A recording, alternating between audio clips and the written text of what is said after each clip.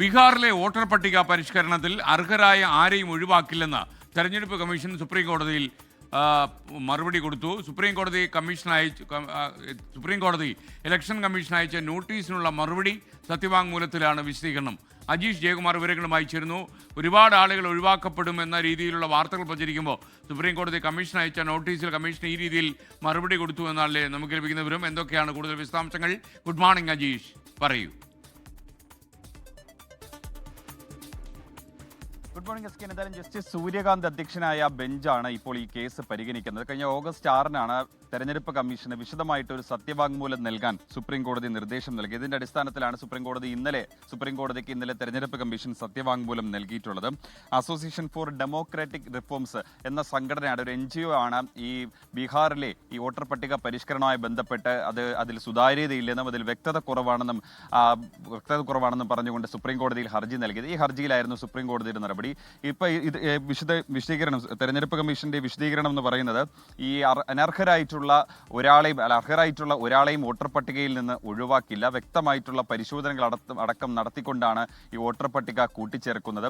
നേരത്തെ ഈ സംഘടന ആരോപിച്ചിരുന്നത് ഏതാണ്ട് 7.89 കോടി ബീഹാറിലെ വോട്ടർമാരുണ്ട്. അതിൽ ഏതാണ്ട് 7.24 കോടി വോട്ടർമാർ മാത്രമാണ് ഈ തെരഞ്ഞെടുപ്പ് കമ്മീഷൻ ആവശ്യപ്പെട്ടതിനനുസരിച്ച് ഈ ഫോം ഫില്ല് ചെയ്ത് നൽകിയത്. മാത്രമല്ല, ഈ 11 രേഖകളായിരുന്നു തെരഞ്ഞെടുപ്പ് കമ്മീഷൻ നിഷ്കരിച്ചിരുന്നത്. ഈ 11 രേഖകൾ നിഷ്കരിച്ച എല്ലാവരെയും ഈ വോട്ടർ പട്ടികയിൽ ഉൾപ്പെടുത്തിയിട്ടുണ്ടെന്നും തെരഞ്ഞെടുപ്പ് കമ്മീഷൻ പറഞ്ഞിട്ടുണ്ടായിരുന്നു. മാത്രമല്ല, ഈ 10,000-കണക്കിന് ബൂത്ത് ലെവൽ ഓഫീസർമാരും ഒപ്പം തന്നെ ബൂത്ത് ലെവൽ രാഷ്ട്രീയ പാർട്ടികളുടെ ഏജന്റുമാരും ഉൾപ്പെടെ നടത്തിയ ഒരു വലിയ ഒരു യജ്ഞമായിരുന്നു ഈ വോട്ടർ പട്ടിക പരിഷ്കരണം. അതിന്റെ കരട് പട്ടിക ഓഗസ്റ്റ് 1-നായിരുന്നു പ്രസിദ്ധീകരിച്ചത്.